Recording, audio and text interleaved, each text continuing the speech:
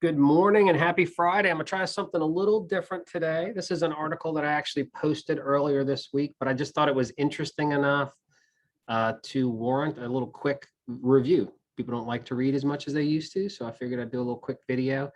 The headline of this obviously caught my eye. The government's stealth health insurance takeover. Is somebody in the business, that's going to catch my eye.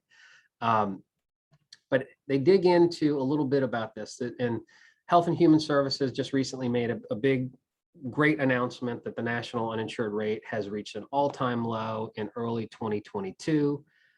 That is great news. HHS also estimated that there's 5.2 million fewer uninsured Americans in 2020.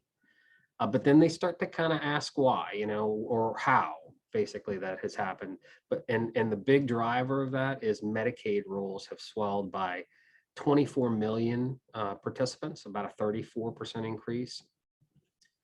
And about 2 million more people have enrolled in Obamacare subsidized plans. So that's a big jump, obviously. And the cause that they kind of attribute that to is the passage of the Families First Coronavirus Relief Act back in March of 2020. It barred states from removing individuals from their Medicaid rolls. So if somebody qualified in 2020 to be on Medicaid, they've essentially stayed on Medicaid, whether or not they've had any kind of change in income. That's not how that would normally work. So that's contributed considerably to that increase in participation in Medicaid. So that's been obviously pretty costly to have that much of an increase in the state subsidized and federally supported Medicaid plan.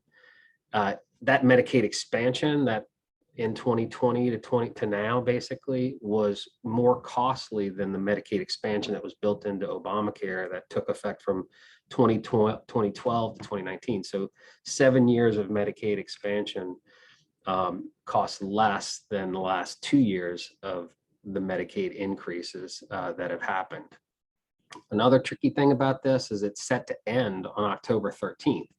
So October 13th is just a few weeks before our midterm elections. And I just got to think that our politicians are going to not want to have a lot of folks end up losing access to their free insurance that they've had for a period of time right before they get ready to go and vote. So my thoughts are that's going to have to be maybe kicked down the road again. Obviously, that's not the best way to do things, but in reality, that seems to be the way it works. Another big reason for sort of this shift or this low uninsured rate is more people are on the Obamacare exchange plans as well. That's been increased, and large part of that is they increased the subsidy availability. There used to be a little bit of a cliff that you would go off if you hit 400% of the poverty line. They've expanded it to where if you're beyond that, you can still qualify for subsidies. When the CBO initially scored that 2-year expansion, proposed 2-year expansion, they thought it'd be about $22 billion. It ended up actually costing about $50 billion. And people enrolled in the exchanges, which I think the CBO predicted, but the insurance companies took advantage of the enhanced subsidies to increase their premiums as well. We're seeing that same thing happen right now on the subsidies that are proposed and just recently passed for the Inflation Reduction Act. There's a lot of solar subsidies and electric vehicle subsidies. They've already responded by increasing the cost of those plans. So I think it's a little bit of a natural reaction for a seller of goods that when somebody's subsidizing the cost, that they feel like they can get a little bit more out of the buyer. And so prices tend to increase as well. The CBO scored this expansion, this 3-year expansion, at $33 billion. So they actually scored it to be, or they're predicting that it'll be less than the actual cost of the 2-year expansion. So I'm guessing they're going to miss on that one as well. But the bottom line is a lot of that has contributed to more and more folks leaving the commercial, commercial employer markets for some of these exchange markets and potentially Medicaid as well.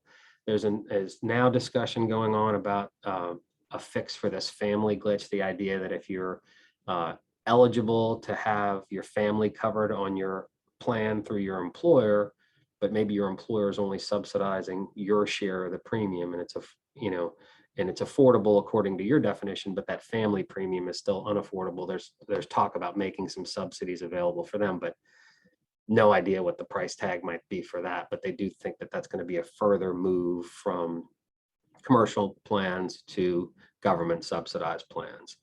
This last little blurb's a little crazy too. The annual Medicaid and Obamacare spending has increased by about $230 billion just since the pandemic, which comes out to be about $44,000 per newly insured American. So again, a lot of help for folks, which we love to see, but at a pretty significant price tag. So I thought that was a very interesting article. I hope you did as well, and I hope you appreciated the quick summary.